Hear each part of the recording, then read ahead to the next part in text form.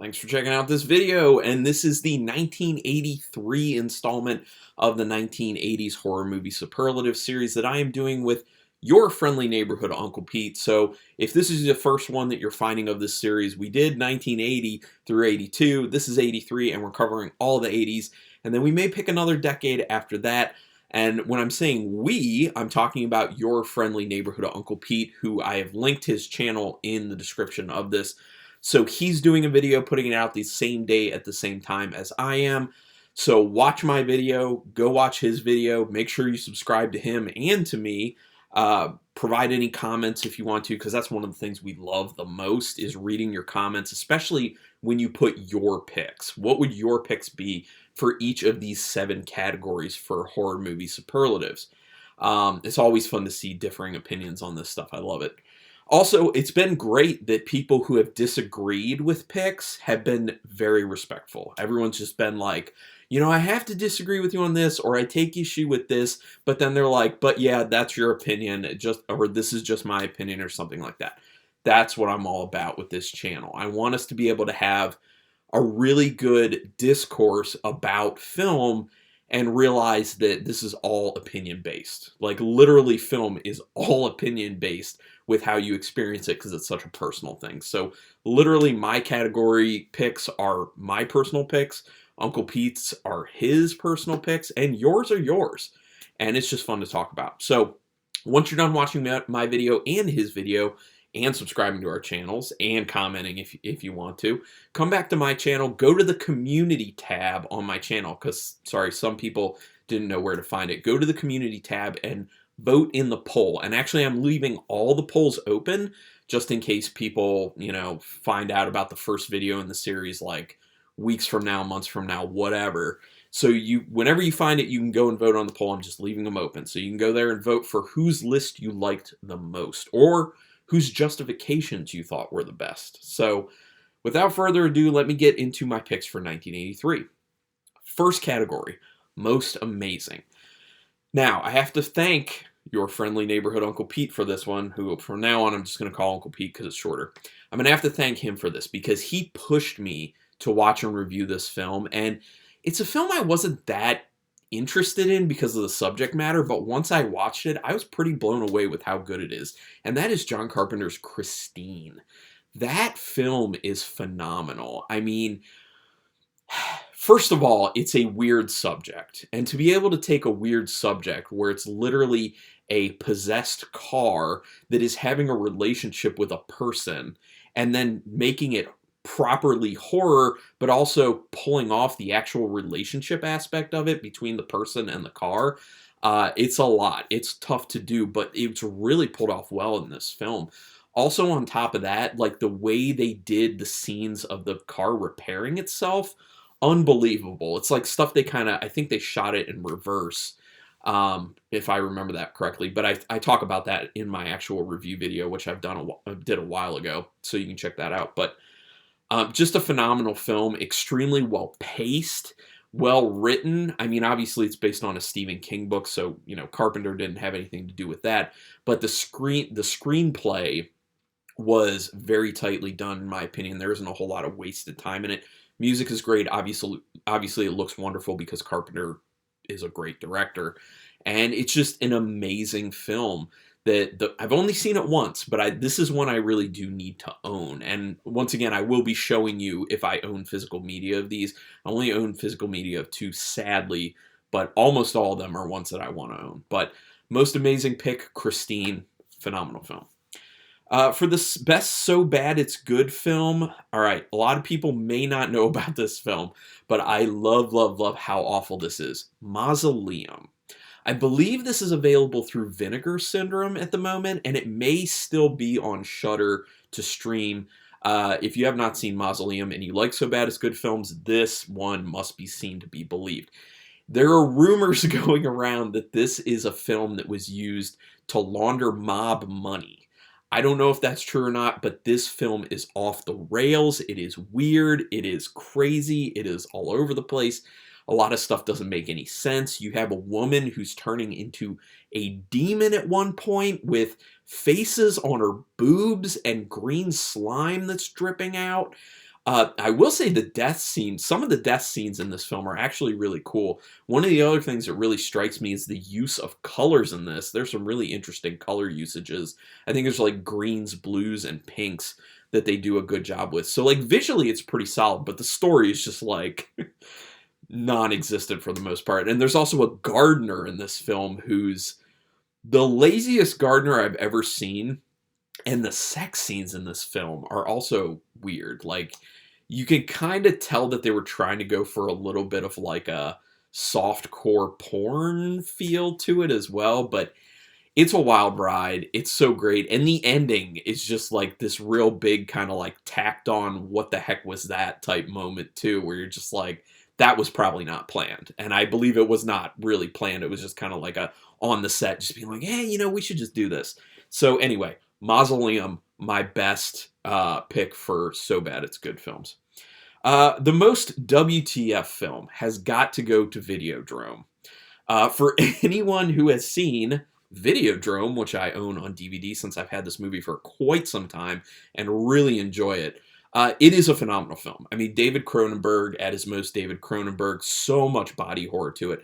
But for anyone going into this film, seeing it for the first time, and also not knowing a ton about David Cronenberg necessarily or what his films are all about, the body horror aspect of this gets insane, especially with that moment with the VHS tape inside the like stomach vagina basically that James Woods' character ends up with. Man, and on that note with James Woods, the acting is so good. James Woods and Debbie Harry do a wonderful job. It's a very weird premise for it about kind of like this weird like S&M channel that James Woods' character comes across, and he's like kind of intrigued by it. And then one of the best kind of something coming out of a television moments that I've ever seen, but it's also like erotic at the same time. He's like pushing his face on it because Debbie Harry's lips, like so many WTF moments within this entire film. It is such a wild ride. It's so well done and it looks so good. But for me personally, the first time I saw that film, I just think my entire mindset for the whole runtime was WTF. I'm like, what is happening? But that's also, that's David Cronenberg. So that's why my pick for most WTF film of 1983 is Videodrome. I also considered it for some other categories, like most unique, obviously. But yeah.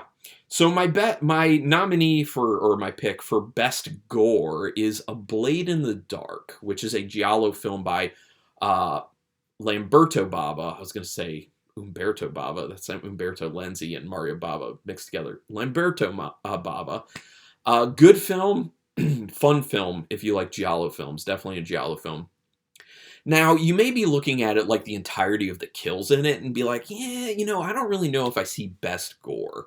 Because there's like a scene where someone's strangled with film. There's a scene where someone gets beaten over the head with a wrench and you see some blood. But the big thing that drove me to pick this for best gore is particularly the bathroom kill scene where a woman is very brutally killed. She has a knife stabbed through her hand into the like a countertop, and she's stuck there while her head's being beaten against that same countertop. Eventually her hand comes out, like pulls away from the knife, so it literally is being cut all the way, and then she's still being brutally beaten. And then they end it all like you think it's done, and her head's thrown over the side of the bathtub in there, and you think it's done, and then the knife comes down, slits her throat, and the blood just flies.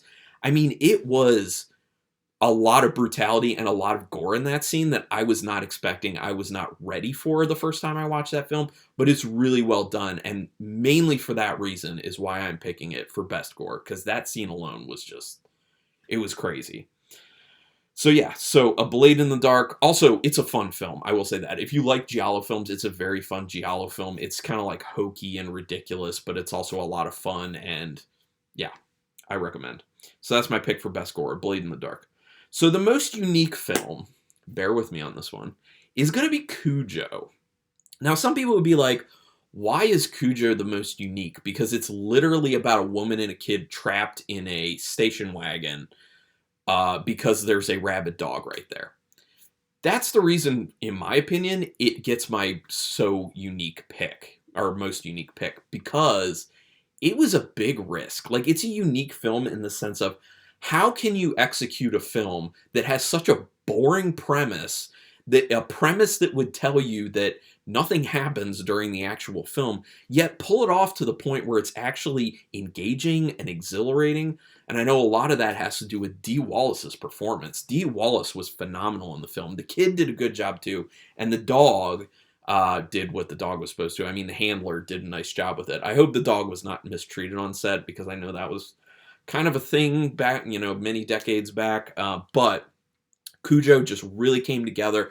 I think it was a really ballsy move. I mean, you could say not so much ballsy because the story was already there from Stephen King, but execution is everything. And the fact that you can make a screenplay that plays out the way this film does, like I said, with such a weak premise, honestly, and keep it tight and get the performances out of it that you need and remain tense at a probably like an hour and a half runtime, I think. Pretty good. So that's why Cujo gets my most unique pick. Now, most overrated, some people are really going to not like me on this one, and I like this film, okay? Like, I'm going to justify this. I really like this film, so much so that I own it on Blu-ray. My most overrated pick is Sleepaway Camp, okay? I know some people right now are rolling their eyes. I know some people are being like, Carlin, what are you doing? I enjoy this film a lot. Obviously, I own it. Love Sleepaway Camp. Plus, this Blu-ray cover is really nice. But anyway, also, I just noticed where they put her face on this. Oh my gosh. Do you get, like, the whole subliminal message there with where they put her face? This is someone's body and her face is in the crotch. That just hit me. Wow. Okay. Anyway, Sleepaway Camp is my pick for most overrated just because of the fact that I feel like it gets an insane amount of love. There are a lot of So Bad It's Good films out there, and this one obviously is a very good So Bad It's Good film, but I think that people just talk about it so much. I hear about it so much, and people overblow it. One of the main reasons that people love this film so much is the campiness, the horrible acting, the crazy New Jersey accents, and obviously the very end of the film, which is shocking and crazy. And so much so that I think you could put this as your pick for WTF film. But I did not. And I felt bad picking it as most overrated, but I just feel like people talk about it so much. And there's such a huge fandom around it that, like, it's not that crazy. It's not that great. I mean, the first time you see it, yes, but that's just my feeling on it. I feel like some people will really justify why I should not have picked it. But at the same time, when you also kind of look at the films from 1983 and you consider what's the most overrated, I mean, this is the only one that really occurred to me as actually being overrated in any capacity. Even though, like I said, I really enjoy the film and I probably watch it at least once a year because it's that much fun. But anyway, Sleepaway Camp, my most overrated. And the final category, most underrated.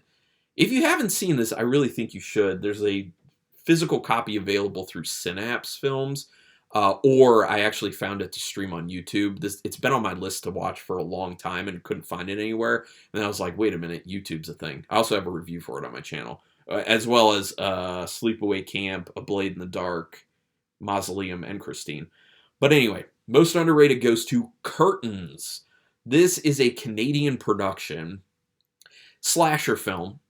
One of the things that's terrible about this film, and I know this isn't the best way to sell it, but I'm going to lead with this. One of the things that's terrible about this film is you don't see the kills. They cut away from the kills, and that sucks. I hate that about the film.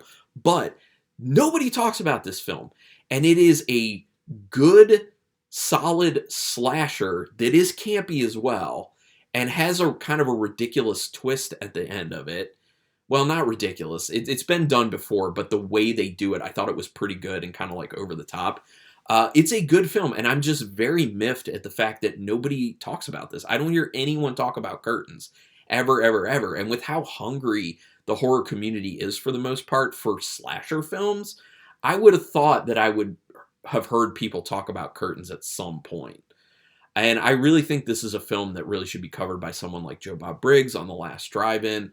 But, it's so underrated because most of you are probably hearing me and being like, I've never even heard of Curtains. Or, yeah, I've heard of Curtains, but I don't hear anyone talk about Curtains. Really, nobody does. But since it's one that people really haven't seen, I'm not going to talk too much about the actual premise behind it. But there is a really great kill scene in it, even though it's bloodless, because of the implied brutality of it, involving someone skating on a frozen lake with a sickle that they just sharpened, with an old woman, like an old hag's mask on that looks pretty terrifying, and they take someone's head off in a very interestingly shot scene. Love it. There's also a creepy doll in this, which I think should have been used more in the film, to be honest. But there is a creepy doll, so much so that it's actually like on the front of the cover art for it. But anyway, I think I've sold Curtains enough. Hopefully someone goes out and checks it out after that. So that's why Curtains is my most overrated pick. So that's it. Those are my picks for 1983. I already have all the other years for the 80s put together, and it's going to be fun every single time. And like I said, love hearing from you guys, so go ahead and put some comments down there. Make sure you check out Uncle Pete's video. I have the link to his channel in the description. Watch my video, watch his video, then come back, go to the community tab on my channel, and vote on this. Who did the best? Who justified it the best? Who lines up with your picks the best? Whatever satisfies you. But regardless, subscribe to my channel if you haven't. Subscribe to his channel if you haven't. Hit the notification bell button. Sorry. Hit the notification bell button for both of us as well. And yeah, thank you so much for checking this video out. Really do appreciate it. And until next time, keep it brutal.